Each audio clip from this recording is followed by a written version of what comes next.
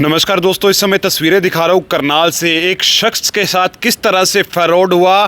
Fraud तो आपने online बहुत सुने होंगे। जी हाँ, एक और फ्रॉड आपके लिए, आपके जो नॉलेज में डालने के लिए, ये तस्वीरें दिखाने के लिए मैं आया हूँ। आपको बता दूँ, इनके डॉक्यूमेंट्स के साथ ऐसा किया गया। इनके नाम से एक दुकान से मोबाइल भी खरीद लिया गया। 30,000 रुपये का मोबाइल खरीदा। इन्हें मालूम तक नहीं है, घर पर थे, इन्हें कुछ नहीं पता था। इनके डॉक्यूमेंट कहीं ना कहीं एक पॉलिसी करवाई थी उन्होंने, वहां पर डॉक्यूमेंट जरूर दे रखे थे, पर उससे अलावा कहीं पर भी इन्होंने आज तक डॉक्यूमेंट नहीं दिए। इनका कहना है कि डॉक्यूमेंट जो मेरे कहां से उनके पास पहुंचे, जिन्होंने मेरे साथ फ्रॉड किया है, वो जानने का प्रयास करूंगा। 6 महीने से ये व्यक्ति दिहाड़ी मजदूरी करते हैं, प्लम्बर का काम करते हैं, परेशान चल रहे हैं। क्या परेशानी है वो जानने का प्रयास करते हैं। सर, क्या कुछ पूरा मामला है, क्या हुआ था, एक बार पूरा बताएं।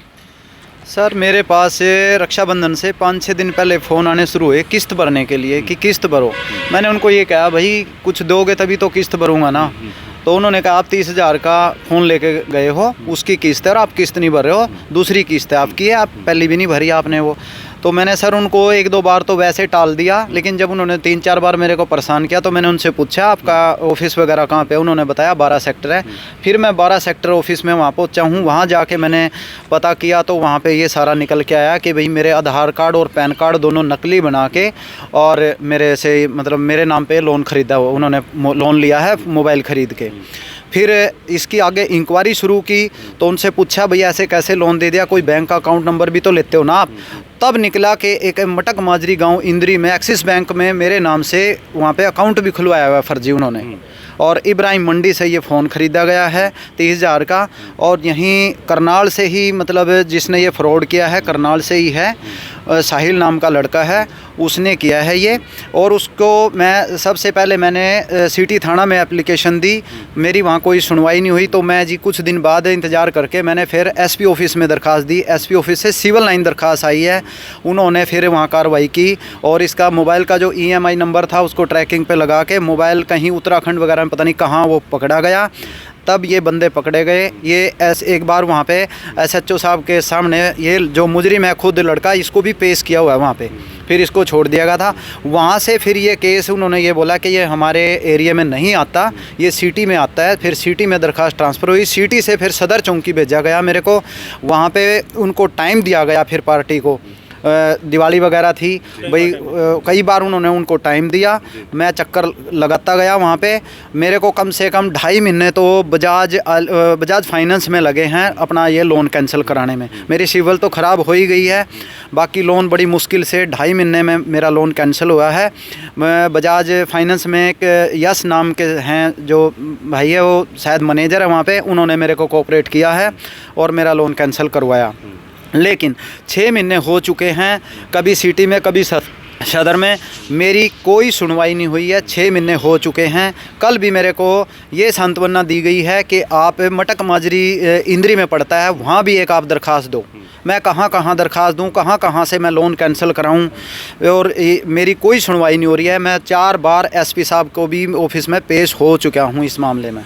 करनाल प्रशासन से किस तरह नाराज हैं, और दूसरा किस तरह से आपके डॉक्यूमेंट्स का मिसयूज हो सकता है। जी हाँ, OTP का तो सुना था कि फ़ोन पर OTP आता है, उसे क्लिक करेंगे तो आपका खाता बिल्कुल शून्य कर दिया जाता है, आपके खाते में से सभी पैसे निकाल लिए जाते हैं। और इनके साथ इनके आधार कार्ड एक नहीं, इनके पास 2 तो कॉपियाँ हैं जिनके ऊपर सारी डिटेल्स इनकी है और फ़ोटो किसी और शख्स की हैं। जी हाँ, फ़ोटो वाले शख्स हालांकि पकड़े ज़रूर गए हैं। इनकी नाराज़गी करनाल प्रशासन से ये है कि उन्हें छोड़ क्यों दिया गया, उन्हें क्यों छोड़ दिया गया, बड़ा सवाल है। अगर पंचायत हुई तो इनका नुकसान इन्हें क्यों नहीं मिला। सबसे बड़ी बात, दिहाड़ी मजदूरी करते हैं। कोई अगर बड़े घर का कोई सदस्य होता जिसके डॉक्यूमेंट से छेड़छाड़ हुई होती तो शायद कोई बड़ी कार्रवाई अब तक हो चुकी होती। सर, ऐसा भी हो सकता है? बिल्कुल है सर, बिल्कुल है, बिल्कुल है। मेरी सर पैसा खिलाने की हैसियत बिल्कुल भी नहीं है। बड़े घर वाले का हो जाता जी, अब तक हो जाता, मेरा नहीं हुआ है। मेरा आज तक, मेरे को तो 6 महीने हो चुके हैं चक्कर काटते, मेरे जूते घिस चुके हैं, मेरा काम का नुकसान हो रहा है, मेरे को हरासमेंट भी हो रही है,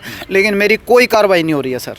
इस लूट के गैंग ने सबसे पहले आपको बता दूं, एक्सिस बैंक में डॉक्यूमेंट तैयार करके एक्सिस बैंक जाते हैं मटक माजरी, वहां पर एक खाता खुलवाया जाता है। इन्हीं के नाम से वो खाता खुलवाकर वो इब्राहिम मंडी करनाल पहुंच जाते हैं। वहां पर आकर एक बजाज फाइनेंस से 30,000 रुपए का फोन फाइनेंस करा लेते हैं। फाइनेंस कैसे हुआ वो भी कह रहे हैं इनका कि वहां पर भी कहीं ना कहीं उस दुकान पर भी मिली भगत हो सकती है किसी की। सर ऐसा भी हो सकता है किसी की मिली भगत हो वहां पर? बिल्कुल है सर, बिल्कुल है। वहाँ ओटीपी के बगैर वो फाइनेंस नहीं करते।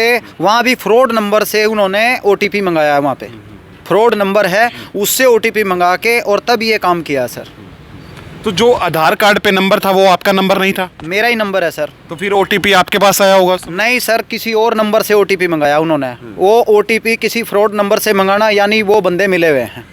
रैकेट बड़ा है, रैकेट में कुछ लोग शामिल थे जो पकड़े गए, अभी कुछ और भी शामिल हो सकते हैं, पर पुलिस ने इसकी कार्रवाई यहीं पर क्यों रोक दी? हालांकि जिसे पकड़ा गया था उसे भी छोड़कर बताया जा रहा है कि वो विदेश चला गया है। जी हाँ, वो परिवार के साथ विदेश चला जाता है। कुछ और लोग भी हैं जो इनके साथ हैं। पवन जी, क्या कुछ कहना चाहोगे? कितनी हैरासमेंट हो रही है इस केस के अंदर? सर 6 महीने से मैं तो खुद ही देख रहा हूँ, और कभी किसी पुलिस स्टेशन, कभी किसी पुलिस स्टेशन।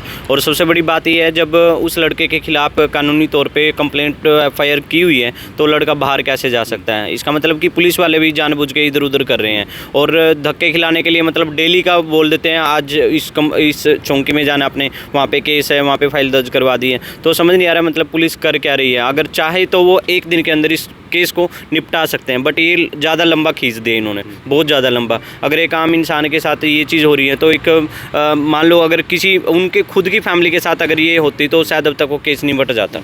तो कोई जिन्होंने ये फ्रॉड किया है उनके कहीं पंचायत वगैरह उनके साथ कुछ हुई हो, ऐसा कुछ? बिल्कुल हुई है सर मेरे, क्योंकि उन्होंने देख लिया ये मेरे बड़े भाई हैं और उन्होंने पता लगा लिया कि भाई पवन का भाई है और पवन को हम कैच करके और इसके साथ मीटिंग करके हम कॉम्प्रोमाइज़ कर लेते हैं। तो वो लोग भी, उनके भी नोन थे और मेरे भी नोन थे, लेकिन मैं नहीं चाहता था इस केस के अंदर मैं किसी का आपसी भाईचारा ख़राब करूँ, क्योंकि उन लोगों ने पैसे की भी डिमांड रख दी थी, भाई हम आपको इतना पैसा दे देंगे, इसको क्लोज़ कर दो। आज तो हम पैसे लेके चलो क्लोज़ कर लेते हैं, लेकिन कल किसी और के साथ ये मिस हैपनिंग होगी। तो अभी तो डॉक्यूमेंट इनके तैयार हैं, आपको लगता नहीं कहीं और भी डॉक्यूमेंट जाके बड़ा लोन भी हो सकता है? बिल्कुल बिल्कुल हो सकता है। और पीछे से उन्होंने बजाज वालों ने बताया भी था कि इसी बंदे ने 3 AC लोन करके आगे बेच भी दिए घरोंडा।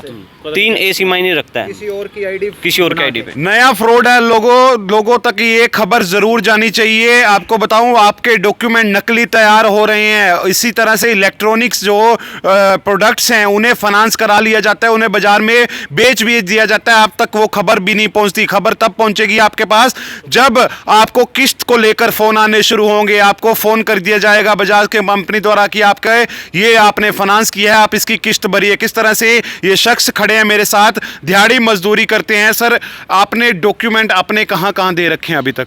मैंने सिर्फ डॉक्यूमेंट सर बजाज एलायंस में दिए हैं, वहाँ पॉलिसी है, और मेरे डॉक्यूमेंट्स कहीं नहीं है। एक मेरा होम लोन है सेंट्रल बैंक सेक्टर 7 से, वहाँ से तो सर कोई मतलब ही नहीं है। मेरे को पूरा यकीन है कि मेरे डॉक्यूमेंट्स इन्हीं का महकमा है सर, बजाज एलायंस भी, शायद वहाँ से ना सारे डॉक्यूमेंट्स मेरे लिए गए हों। आप देख सकते हैं इतने बड़े बड़े ऑफिसेज में भी डॉक्यूमेंट्स किस तरह से इधर उधर हो सकते हैं। मैं प्रशासन से भी अपील करूंगा, जब ये कंपनीज डॉक्यूमेंट लेती हैं तो उनके ऊपर कैंसल लिख देना चाहिए। डॉक्यूमेंट्स तो सिर्फ वेरिफिकेशन के लिए होते हैं कि वो बंदा असली है या नहीं, यहाँ का भारतीय नागरिक है या नहीं, इसलिए वो डॉक्यूमेंट वेरिफिकेशन होते हैं। अगर ऐसा कोई कानून बन जाए कि डॉक्यूमेंट्स के ऊपर कैंसल लिख दिया जाए, कहीं और सेकेंड टाइम वो यूज़ ना हो सकते हों, इस तरह का कोई कानून जरूर बनना चाहिए। इस तरह से देख सकते हैं ये मेरे हाथ में ये डॉक्यूमेंट्स हैं। आपको मैं डॉक्यूमेंट्स पूरे दिखा नहीं सकता क्योंकि कम्युनिटी स्टैंडर्ड्स के अकॉर्डिंग मेरे फेसबुक ये वीडियो रोक सकता है। हालांकि इनके आधार कार्ड बिल्कुल सेम है, उनके ऊपर फोटो किसी और की है। देख सकते हैं एक नया फ्रॉड ही अब चालू हो चुका है, जिसके लिए मैं अब तक ये वीडियो लेकर पहुंचा हूं और कुछ और लोग हैं। सर, क्या कुछ कहना चाहेंगे? इस तरह के फ्रॉड भी अब होने लगे कि डॉक्यूमेंट पर फोटो लगा दी जाती है, बाकी सब कुछ असली है। सर ये आज डिजिटल नया स्कैम चालू हुआ है, हम भी यही डिजिटल स्कैम सुन रहे हैं कि फॉर्जिंग करके किस तरीके से आपके आधार कार्ड, आपका पैन कार्ड और भी कोई डॉक्यूमेंट्स होते हैं, वो पता नहीं कितने स्कैम हो रहे हैं। आज 30,000 का स्कैम है, कल 30 लाख का भी हो सकता है, कल किसी टेररिज्म एक्टिविटी में भी इनका नाम आ सकता है, और तो पुलिस वाले आएंगे इनको उठा के ले जाएंगे। गरीब आदमी कहाँ जाएगा सर? कोई सुनवाई नहीं है, पुलिस वालों के पास जाते हैं, वो कहते हैं कि वहाँ जाओ जी, वहाँ जाओ, कोई फ़ायदा नहीं है सर। आम आदमी के लिए सर बड़ा परेशान है, आम आदमी इनके लिए बड़ी परेशानी है। ये करें तो क्या करें, पुलिस इनकी सुनवाई नहीं कर पा रही है, आम आदमी कहाँ जाए सर? हार चुके हैं, थक चुके हैं करनाल प्रशासन से। अब कह रहे हैं कि मैं इससे ज़्यादा हरास नहीं हो सकता। पिछले 6 महीने से हरास हो रहा हूं, पर मेरा कोई भी समाधान नहीं निकला। अपील आप सभी से करूंगा, इस वीडियो को आपने इतना शेयर करना है ताकि इस व्यक्ति को इंसाफ जो है वो मिल सके। अपने डॉक्यूमेंट्स को संभाल कर रखें, किसी की भी आप शेयर ना करें किसी के साथ। कहीं कहीं आपके भी डॉक्यूमेंट कहीं ना कहीं गलत यूज़ हो सकते हैं। इस खबर को आप शेयर जरूर करें।